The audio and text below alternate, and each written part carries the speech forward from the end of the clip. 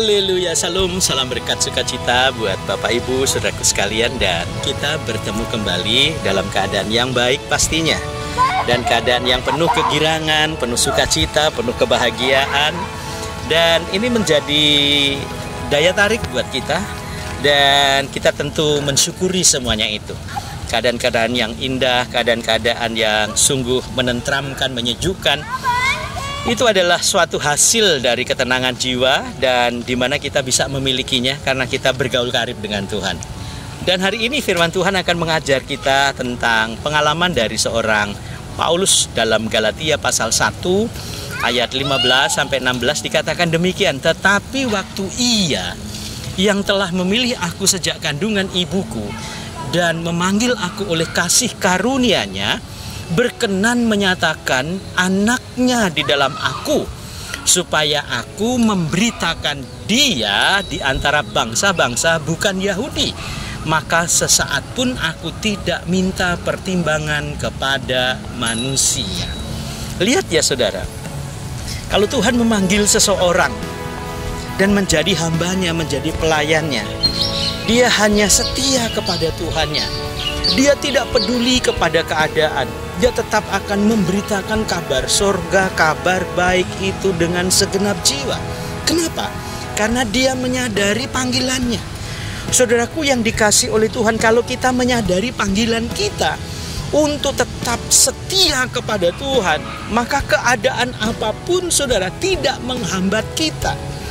Keadaan-keadaan di sekitar kita, entah itu kita melewati lembah, menaiki gunung yang tinggi, berjalan dalam perjalanan yang terjal, berawa-rawa, penuh onak duri, dan berbagai hal yang lain, saudara, pastinya kita tidak akan pernah goyah.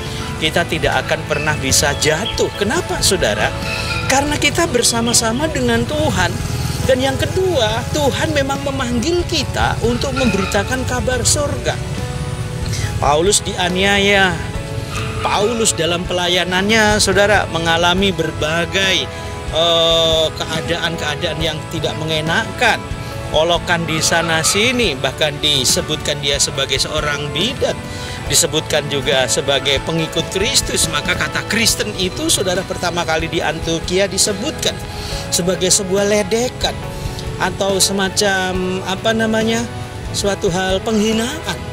Tetapi apakah orang yang dihina lantas dia surut imannya, surut semangatnya, surut keyakinannya? Kan tidak, saudara. Paulus tetap menggebu-gebu karena dia sadar atas panggilannya. Saudara perhatikan, apabila kita sadar terhadap panggilan kita, maka panggilan itu tetap akan kita pegang dengan teguh. Yang kedua, kalau orang sadar akan panggilannya, maka dia terus akan bertahan terhadap apapun juga, dia tidak akan pernah mau goyah. Dan yang ketiga, orang yang menyadari panggilannya itu, saudara, ia akan terus mampu berjuang bersama-sama dengan Tuhan karena dia tidak sendiri.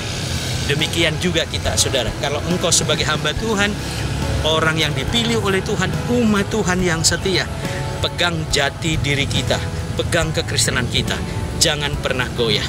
Karena saudara dan saya adalah alat Tuhan untuk menyampaikan kabar surga.